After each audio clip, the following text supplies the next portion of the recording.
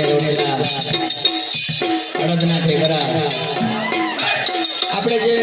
જમતા હોઈએ જમાડીએ ને ભગવાનને માટે આપણો વિસ્તાર આદિવાસી આપણે આદિવાસી